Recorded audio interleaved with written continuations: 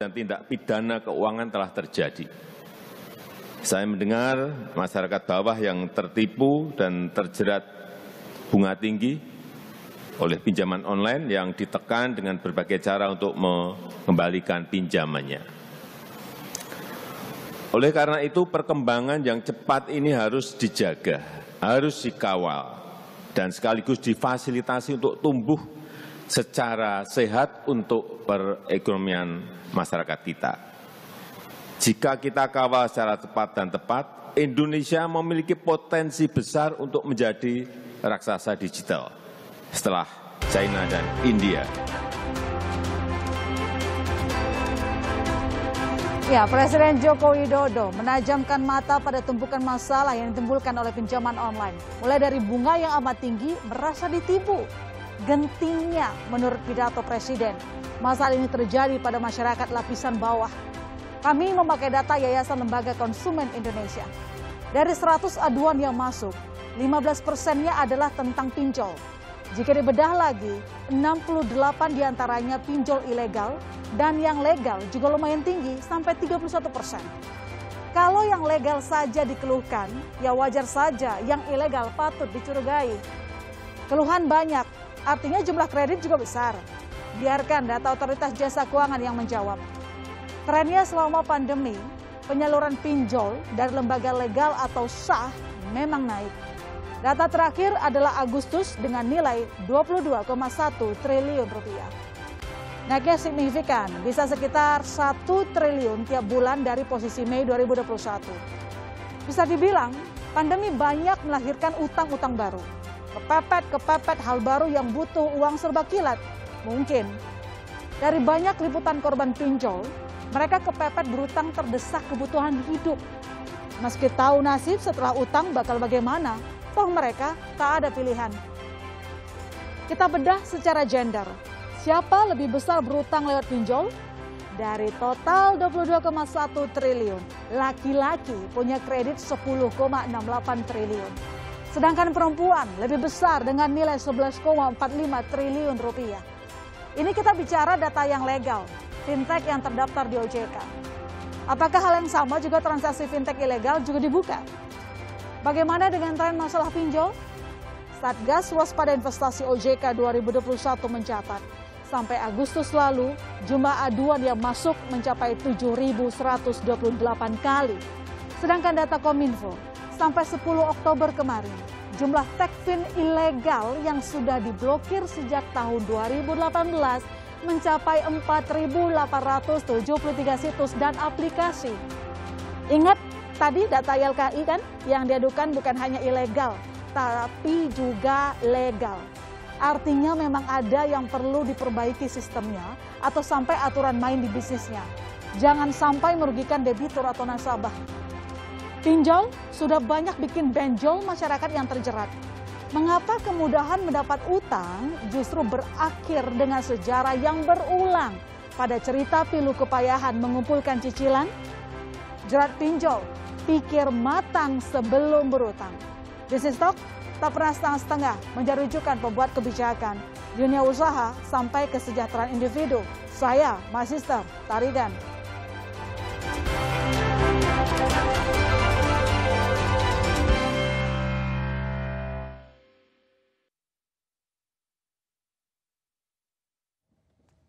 Kita bertemu lagi di Selasa malam di Business Talk dan pada malam hari ini kita ada narasumber pertama Pak Tongam Lumban Tobing, Ketua Tim Satgas Waspada Investasi OJK. Selamat malam Pak Tongam. Selamat malam. Selamat malam. Sehat-sehat selalu Pak. Sehat Pak, sehat. Sehat. Dan nanti juga akan bergabung bersama kami saudara di segmen berikutnya dengan Direktur Eksekutif Asosiasi Fintech Pendanaan Bersama Indonesia (API) Pak Kusar Syah dan Cipta Wahyana, wartawan senior kontan. Saya ke Pak Tongam dulu. Pak Tongam, kita udah berkali-kali ya ketemu berdialog soal kasus pinjol ilegal. Terakhir kita tahu pinjol ilegal sampai membuat ibu rumah tangga bunuh diri. Nah ini karena tidak tahan ditagih sama rentenir. Sejauh ini bagaimana upaya pemberantasan pinjol ilegal yang dilakukan oleh SWI? Ya, Satgas Waspada Investasi yang beranggotakan 12 kementerian lembaga tentu secara berlanjut melakukan pemberantasan pinjol ilegal ini dari dua kegiatan. Yang pertama tindakan preventif dan represif. Tindakan preventif, kami secara berlanjut melakukan edukasi sosialisasi kepada masyarakat untuk memahamkan kepada masyarakat mengenai bahayanya pinjol ilegal dan bagaimana ciri-cirinya.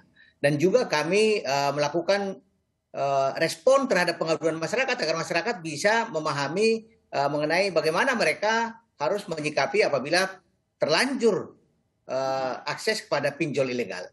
Kemudian yang kedua, secara represif, kami dari Satgas Waspada Investasi melakukan penghentian kegiatan pinjol ilegal yang sampai saat ini sudah mencapai 3.365 dan kami umumkan ke masyarakat agar masyarakat tahu daftar pinjol ilegal tersebut dan kami blokir situs web aplikasinya melalui Kominfo dan kami sampaikan laporan informasi kepada kepolisian. Namun demikian, upaya-upaya yang dilakukan tersebut tentu sangat mengharapkan peran serta masyarakat, di mana masyarakat kita juga harus berperan untuk mengubah tentunya perilaku dalam meminjam. Artinya, kita ingin masyarakat kita juga memiliki disiplin dalam meminjam, karena pinjaman ini suatu waktu akan menjadi kewajiban bagi mereka untuk mengembalikan. Jadi, perlu upaya-upaya kita untuk meningkatkan edukasi kepada masyarakat agar masyarakat kita tidak terjebak dengan pinjol ilegal ini. Literasi keuangannya masih sangat rendah, itu yang ditemukan di lapangan. Ya, tentu kalau kita lihat secara nasional literasi keuangan yang saat ini mencapai 38%, ada area-area yang perlu kita tingkatkan. Di dalam literasi pinjol kepada masyarakat, kami menyampaikan tips apabila masyarakat meminjam secara online, harus meminjam pada pinjol yang terdaftar atau berizin OJK. Daftarnya ada di website ojk.go.id atau di media sosial OJK. Kami juga menghimbau masyarakat agar lebih cerdas meminjam, di mana masyarakat agar meminjam sesuai dengan kemampuan dan kebutuhan keuangannya. Jadi jangan meminjam untuk menutup utang lama atau gali lubang tutup lubang. Nah, permasalahan gali lubang tutup lubang ini menjadi masalah karena akan semakin besar kewajiban yang kemudian tidak bisa dipenuhi oleh para peminjam. Yang ketiga, kami juga menghimbau masyarakat agar sedapat mungkin pinjaman itu digunakan untuk kegiatan-kegiatan produktif, untuk meningkatkan ekonomi keluarga tentunya. Dan yang keempat, karena ini adalah merupakan hubungan pribadi ya antara peminjam dan pemberi pinjaman, jadi sebelum meminjam, pahami dulu risikonya, kewajibannya, manfaatnya. Jangan selama meminjam menyesal. Oleh karena itu, kami menghimbau masyarakat agar lebih cerdas meminjam. Dan kami melihat sebenarnya prioritas program kami di Satgas Waspada Investasi adalah edukasi masyarakat ini. Karena kami yakin semakin teredukasi masyarakat kita, semakin hati-hati masyarakat kita tidak akses ke pinjol ilegal, maka keberadaan pinjol ilegal ini juga akan semakin berkurang. Dengan edukasi yang sudah dilakukan Pak Tongam, tapi sampai sekarang kita tahu kan ada saja gitu masalah orang-orang yang terjerat pinjol ilegal. Apakah Anda merasa masih ada yang kurang yang perlu kita lakukan atau masih kurang giat gitu melakukan edukasi? Ya, tentu tidak cukup dengan edukasi ya, karena kalau kita lihat permasalahan utama dari pinjol ilegal ini adalah adanya dua hal ya. Yang pertama tadi rendahnya tingkat literasi masyarakat, sehingga masyarakat kita pada saat butuh pinjaman dia akses saja tanpa melihat legalitas dari pinjol ilegal yang diakses tersebut. Yang kedua memang karena adanya kesulitan ekonomi. Jadi di satu sisi kita merespon edukasi masyarakat tadi dengan sosialisasi karena untuk meningkatkan literasi masyarakat. Di sisi lain tentunya kita juga mendorong masyarakat kita tidak akses ke pinjol ilegal, tapi ada terbuka akses-akses ke pembiayaan-pembiayaan yang lain. Misalnya juga ya, kita mendorong juga pinjaman online yang legal untuk membuka akses kepada masyarakat bawah terutama yang membutuhkan pinjaman dengan contohnya dengan penurunan bunga atau dengan penurunan persyaratan dengan tetap mempertahankan tentu kemampuan untuk membayar kembali. Oke, Pak Tongam, tadi Anda sempat menyebutkan soal jangan sampai ada kebiasaan gali lubang tutup lubang untuk berutang gitu ya di pinjol ilegal. Tapi gini Pak, beberapa kali kami melakukan wawancara, bahkan saya melakukan wawancara, itu rata-rata korban dari pinjol ilegal selalu dipaksa sama rentenirnya, kalau mereka nggak bisa bayar, mereka disuruh minjam lagi gitu ke pinjol ilegal yang lainnya. Nah, sejauh ini sudah bertahun-tahun kita terjerat masalah ini. Apakah dari SWI sendiri sudah melihat bahwa ini praktek sindikat mungkin? Ya, mereka ini adalah Memang sindikat, dan mereka itu adalah satu kelompok ya. Oke. Di mana contohnya kita masuk ke pinjol A dengan memberikan data dan akses nomor HP kita, kemudian data itu juga dikasih ke teman-temannya atau ke kelompoknya, dan ini menjadi masalah juga bagi kita bahwa data-data yang didapat dari peminjam dari pinjaman online ilegal ini juga diperjualbelikan oleh mereka, dan ini menjadi dasar bagi mereka untuk melakukan peminjaman. Oke, tapi saya masih menyambung soal pertanyaan ini tadi, Pak. Anda sudah mengatakan bahwa ini memang sindikat gitu ya. Nah, tadi Anda juga mengatakan bahwa untuk aplikasi pinjol ilegal yang ditutup itu lebih dari 3.000-an. Tapi sampai sekarang, Pak, kalau saya buka Play Store, itu gampang sekali menemukan yang namanya aplikasi pinjol ilegal. Ini kan memang sistemnya open source ya, kayak misalnya di Play Store. Tapi apa langkah yang mungkin bisa dilakukan? Apakah tidak ada langkah yang bisa menutup mereka, celah mereka untuk membuat aplikasi yang tidak berizin tersebut? Ya, tentu benar bahwa pemblokiran ini bukan merupakan solusi paling ampuh ya dalam memberantas pinjol ilegal. Kita blokir hari ini, dia akan ganti nama atau buat baru lagi. Tapi paling tidak, pemblokiran yang kita lakukan mampu mengerem laju pertumbuhan mereka dan memberikan warning kepada mereka bahwa kita tetap hadir melindungi masyarakat. Nah, yang bisa kita lakukan tadi, saya selalu melihat dari dua sisi ya. Di satu sisi kita pada pelaku melakukan pemberantasan pemblokiran, di sisi lain kita juga mendidik masyarakat kita.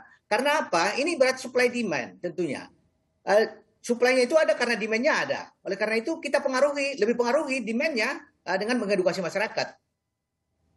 Oke, tapi Pak, saya mau ulang lagi soal yang tadi ada sebutkan bahwa memang untuk langkah penutupan bukan langkah yang paling bisa menghindari jumlah pertumbuhan mereka, tetapi bukan satu-satunya jalan yang paling ampuh begitu. Nah, apakah nanti sejauh ini mungkin SWI apakah sudah menggandeng pihak kedua, misalnya saya sebut Google gitu, yang punya aplikasi platform Play Store untuk menutup operasional yang seperti itu?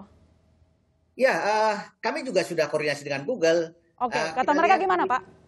Kita lihat di pengumuman Google tanggal 28 Juli 2021, Google mengumumkan bahwa terdapat persyaratan tambahan kelayakan bagi aplikasi pinjaman pribadi di Indonesia dan India ya, di Play Store berupa dokumen lisensi atau terdaftar di OJK. Ini merupakan perkembangan terbaru tentunya, di mana Google juga sudah mendukung langkah-langkah kita untuk memberantas pinjol ilegal ini. Di dalam Play Store, kalau mereka tidak bisa menunjukkan lisensi atau terdaftar di OJK, maka Google akan men-take down mereka. Artinya otomatis jumlah pertumbuhan pinjol ilegal dapat direm atau masih ada langkah lanjutan yang perlu dilakukan misalnya dari pihak? Ya, kami melihat ini kan kejahatan ya, modus-modus kejahatan ini kan berbagai cara dilakukan oleh para pelaku-pelaku ini karena memang tujuannya adalah melakukan kejahatan. Oleh karena itu tentu kita tetap melakukan pemblokiran dan melakukan warning kepada mereka, dan yang paling juga utama kita lakukan adalah penguatan proses penegakan hukum tentunya. Oleh karena itu kami meminta kepada masyarakat yang merasa dirugikan dengan teror intimidasi pinjol legal ini agar segera lapor ke polisi, agar dilakukan proses hukum. Lapor polisi segera diproses hukum. Cuman masalahnya kan banyak juga yang merasa malu, ujung-ujungnya itu dia tadi Pak, kasus bunuh diri gitu. Ya, itulah yang tidak kita harapkan dari masyarakat. Karena bagaimanapun juga masyarakat punya hak untuk membela diri, untuk dilindungi. Apabila ada perbuatan-perbuatan yang merugikan mereka, tentu mereka punya hak untuk mendapat perlindungan hukum dengan melapor ke polisi. Oke, baik. Kita harapkan begitu ya dari masyarakat supaya lebih pede lagi kalau ada masalah tidak dipendam sendiri. Ujung-ujungnya nanti stres sendiri juga gitu. Kita akan lanjutkan diskusi kita, Pak Tongam. Nanti juga bergabung bersama kami, wartawan Sinar Kontan, Mas Cipta Wahyana. Tetap bersama kami di Business Talk.